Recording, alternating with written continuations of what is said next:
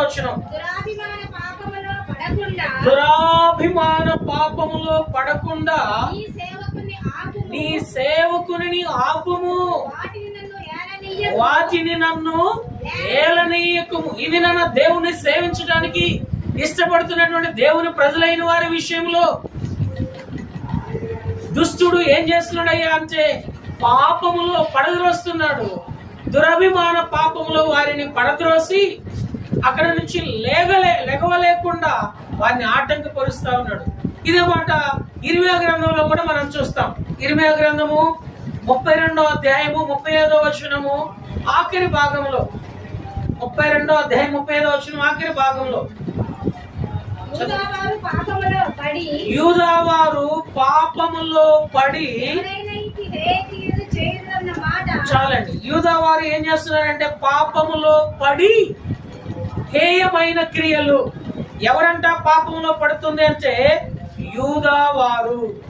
యూదావారు అనగా యూదా అంటే అర్థము స్తుతించే, స్తుతి. ఎవరైతే దేవుని స్తుతించాలని ఆలోచనలో ఆశలో ఉన్నారో వారిని దేవుని విరోధి అయినటువంటి దుష్టుడు వారిని ఎక్కడికి తీసుకుని పోతుందంటే పాపంలో పడేస్తా ఉంది.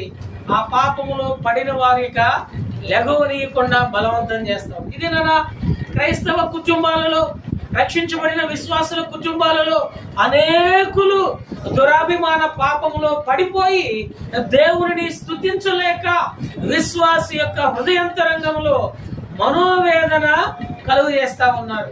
తన పిల్లల విషయంలో, తన భర్త విషయంలో, తన తల్లిదండ్రుల విషయంలో, తన తోబుట్టువుల విషయంలో, రక్షించబడిన దేవుని ప్రజలైన వారికి ఉన్నటువంటి మనోవేదన ఏమిటంటే అయ్యో ఇంకా నా భర్త, అయ్యో ఇంకా నా భార్య, అయ్యో ఇంకా నా తల్లిదండ్రులు, అయ్యో ఇంకా నా తోబుట్టువులు వారు ఎక్కడ పడిపోయి ఉన్నారయ్యా అంటే దురభిమాన పాపములు. పేరుకు క్రైస్తవులే, యేసు ప్రభు తెలుసు, బైబిల్ తెలుసు, పరలోకం తెలుసు, పాతాళం తెలుసు, పాపం వల్ల వచ్చు జీతమైనటువంటి మరణం అని కూడా తెలుసు.